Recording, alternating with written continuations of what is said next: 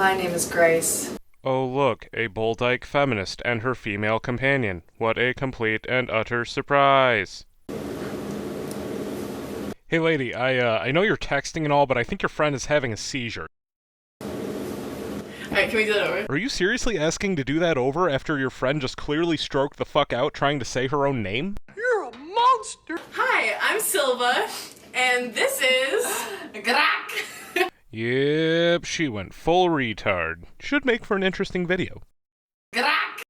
Pick out a topic.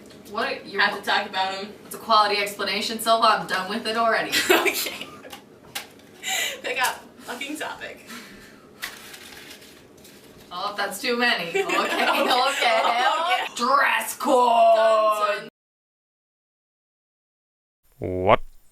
Dress code! Does anybody have an idea what the hell she's trying to say here? Dress code! Dress code? Dance corps. Destrudo? Dress code! Fuck this shit, I quit. I'm already angry. Yeah, me too, and I don't even know what the hell you're talking about. I had pink hair and I was wearing like a pink tutu. Oh, okay, dress code. And he was like, do people tease you for the way that you look? Well, I would have. I mean, I guess it's a legitimate question to ask. I have been dress coded mainly by this one female, she was a female principal, and she would constantly get after me because I feel like she had a lot of internalized misogyny. Yep, internalized misogyny. Only explanation. I mean, look, even your friend doesn't look like she's buying it. And she would frequently make remarks the very typical why dress codes are needed. She would say that the boys would get distracted by my legs. Well, I mean, it sounds reasonable that there would be a dress code so you aren't disrupting others in a learning environment. In my middle school, one of the main really raunchy dress codes was the fact that we couldn't wear leggings. Is raunchy really the word you're looking for? Is this a middle school or a child prostitution ring? Because the tightness of those leggings apparently would just holy crap, the boys would just freak. Okay, are you ever going to make a point or not? But let's talk about why it's so harmful to tell a girl to cover up to keep away. Because that's just a form of victim blaming. Does that mean I'm victim blaming when I lock the door before I leave my house? That is saying that it's a girl's responsibility to make a guy not act out in a sexual manner. Yes, of course. It has nothing to do with raging hormones. You know, the hormones like estrogen and testosterone that throw children into mood swings from hell that they can't control and turns them into mouthy pizza-faced monsters. The body is not inherently sexual. Seeing how you're both feminists, I'm gonna assume that you don't have much man experience, so let me tell you about this from a male perspective. Here's how hormones work. It doesn't matter if you put a hormonal teenage boy in a room full of girls or a room full of butternut squash. It is going to be sexualized. Regardless, don't make it worse than it needs to be. Just cover your damn legs. Butternut squash Is not inherently sexual. Don't edit that out. I won't. Gender roles! Not as great as cinnamon rolls. Oh hell yeah, for sure I can agree to that. Cinnamon rolls are fucking awesome. Gender roles and how they harm everyone. How they affect society, how they hurt me, how they hurt Silva, how they hurt everyone.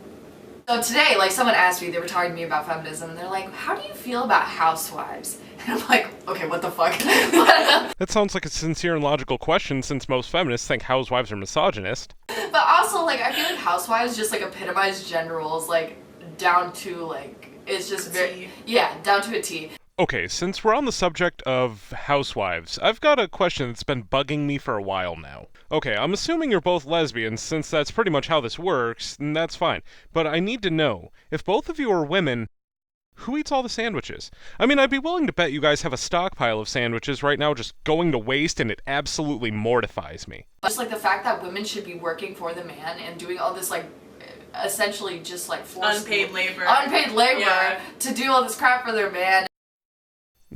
It's not unpaid. It's called compromise. If you want to sit at home where you are not earning money and a man's income is the only thing keeping you from sitting in a dumpster licking mayonnaise off of cheeseburger wrappers, you better be doing his fucking laundry. The day your dumb ass is sleeping on his couch at 6 in the evening and you wake up just long enough to tell him to wash the dishes when he's on his lunch break is the day he will tell you to eat a dick and find a new couch to guard. But regardless, I'm sure you don't have a problem with women living how they want to, right?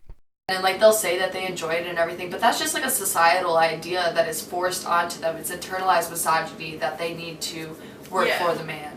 Okay, I was wrong. You do have a problem with people choosing their own lifestyles. Apparently, the second wave of feminism taught you nothing. You know, where they fought for a woman's right to decide how to live her life, but now you're fighting for the right to decide for women. Labeling women as misogynists for not meeting your standards of what a woman should be takes a ludicrous amount of hypocrisy and narcissism. Oh, and misogyny, actually. Good job. Here's a banana sticker. It harms guys too, but in a very different way. Well, yeah, gay men everywhere are starving to death because they don't have sandwiches to eat. It just shows how when boys internalize the masculine ideal that's to be more aggressive and to be more violent and to not have relationships with others, it turns them into basically shells of who they're meant to be. Okay, obviously I'll have to reiterate my point from earlier. It's called testosterone, and it is largely responsible for the average male's disposition. Testosterone has made men more aggressive, more assertive, and more confident since the dawn of time. It has little to do with how we are perceived by society. And so when you have these gender roles that make men into these aggressive dominant types and women into these submissive pretty things, that's just creates the division between men and women. Gender roles don't create the division. Human nature creates the division. There are many intrinsic differences between us, and there's nothing wrong with men being men and women being women. Anyways, We're angry about that. Well, no shit you're angry about that. You're a feminist. You get angry when men get their dick caught in their zipper because it implies that all men have penises. Abortion! Oh my gosh, I love this topic so much. I literally live for abortion. You literally live for abortion? Well, that's pretty fucked up, isn't it? I mean, everyone has a different reason for living, sure, but what kind of sociopath do you have to be to live for the genocide of unborn babies? You need help.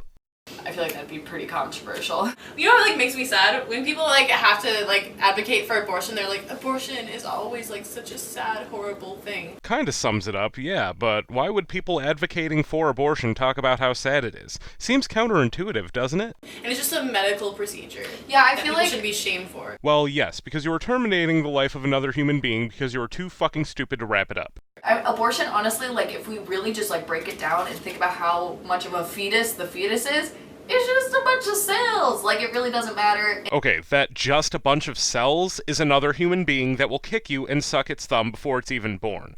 I would never say abortion should be illegal since there are cases where it could be necessary, like in instances of rape or if it threatens the mother's life. But taking a trip to the abortion clinic like it's just another day at the office is fucked up.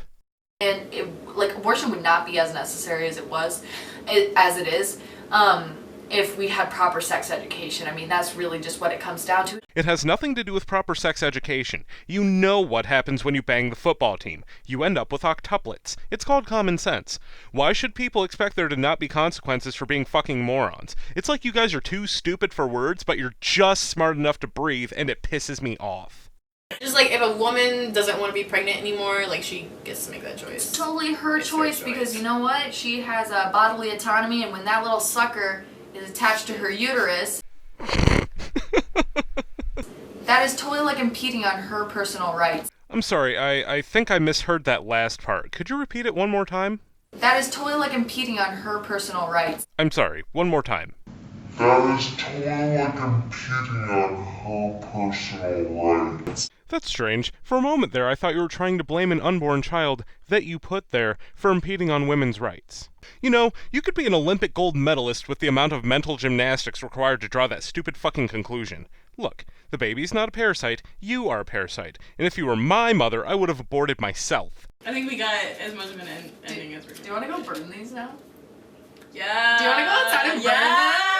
Okay, that's the ending. Goodbye. Yeah. We're gonna go burn these now. Sounds good. And when you're done with that, if you could jump in after them, that'd be great. Thanks.